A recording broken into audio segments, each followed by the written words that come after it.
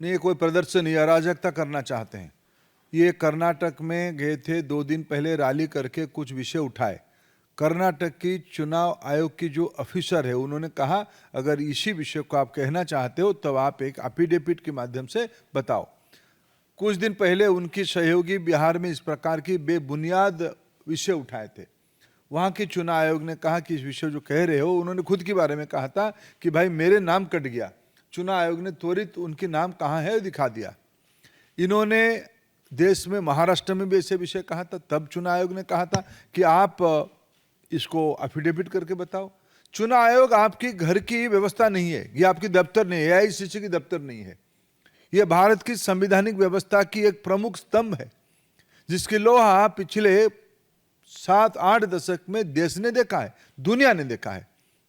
आप जो आरोप करते हो, आपको संविधान में रत्ती भर विश्वास होता तब आप एफिडेविट देते, चुनाव आयोग के सामने अपनी बात रखते।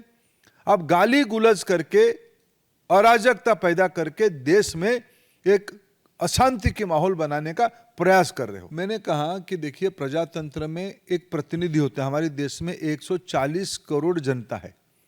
आखिर लोग विधानसभाओं में चुनते हैं। विधानसभा तो उस राज्य की जनता की नहीं बनती है, प्रतिनिधियों की बनती है, चुनाव से बनती है। लोकसभा में आज हम सदस्य हैं, राज्यसभा हम सदस्य हैं।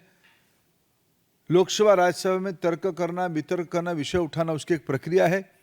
चुनाव आयोग भारत की एक संवैधानिक व्यवस्था, उसको कोई भी मिल सकता, कोई मिलते हैं, सामान्य वोटर भी मिलके जाते हैं। आजकल टेक्नोलॉजी के ज़माने में चुनाव आयोग के सामने उनके पोर्टल में कुछ विषय रखो तो तुरंत उसकी उत्तर भी आती है, वोटर्स के संबंध में और कोई जानकारी के संबंध में। अगर विरोधी पक्ष आज उनको मिलना चाहते थे, शायद मैं अभी तक आते तक, मैं तो चुनाव आयोग हूँ नहीं, चुनाव आयोग उसकी स्पष्ट करेगा, लेकिन मैं आप लोगों के माध्यम से, मीडिया के माध्यम से जितना जान रहा था अभी यहाँ आने तक, उनको चुनाव आयोग ने 30 प्रतिनिधि को मिलने की अनुमति दिया है। अगर आप उस प्रतिनिधि ना जाके आप एक समूह खड़ा करके फोटो ऑप करना चाहते हो तो आप ही के पास उत्तर है। आप ऐसे अराजकता को देश में प्रश्रय देना नहीं देना चाहिए, मैं आपके विवेक के ऊपर छोड़ता हूं। आप ही खुद कहते हो कि 30 लोगों का अनुमति चुनाव आयोग ने दिया था।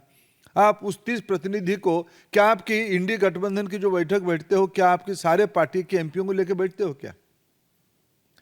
आप तो वहां तो आपका विवाद है कि कौन आगे बैठा कौन पीछे बैठा। सब चीजों की एक कायदा होती है। 30 सांसद कोई कम नहीं होते हैं।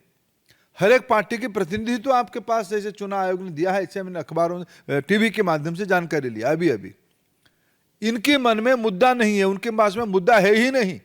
मुद्दा होता तो बेंगलुरु में वो सभा करने के बाद जाके एफिडेविट दे के आते, महाराष्ट्र में एफिडेविट देते। कोई मुद्दा ही नहीं है, थूको और भाग जाओ, स्पाइट एंड रन। ये जो उनकी एक अराजकता पूर्ण थ्योरी है, यह बहुत प्रजातंत्र के लिए बहुत ही चिंताजनक और बहुत घातक मानसिकता का है। देखिए, मैं इस प्रकार की असभ्य, अशालीन शब्द जो भी माननीय सदस्य लगा रहे, उनकी बारे में देश विवेक करे। मैं इनको निवेदन, आपके माध्यम से निवेदन करूं।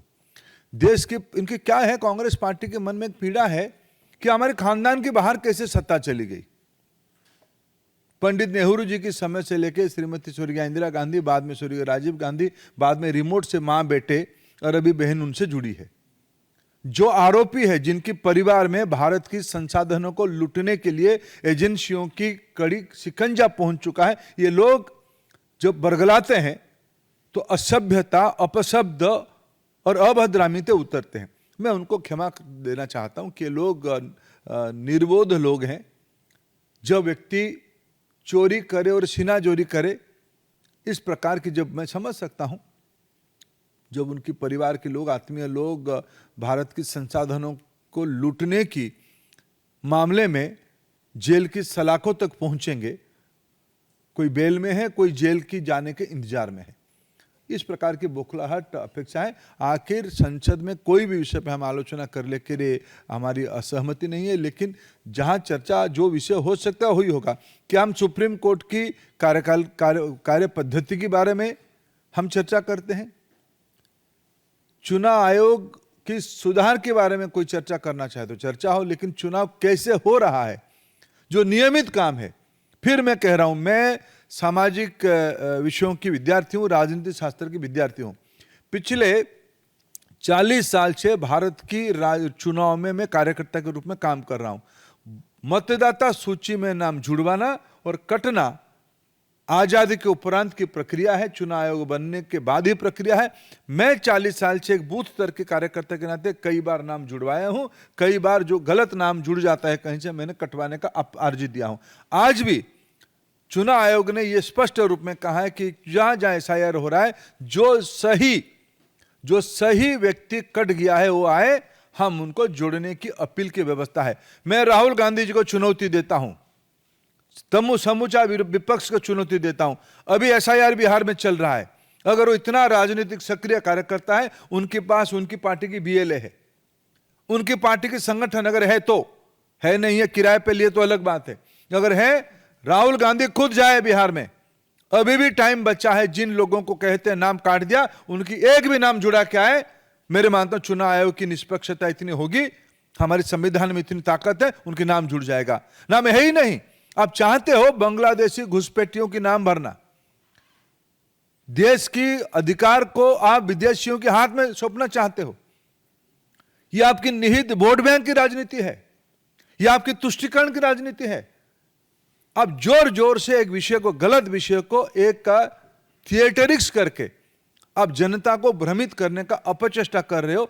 14, 19, 24 में और अनेक राज्यों में आपको जनता ने उसके बारे में उत्तर दिया।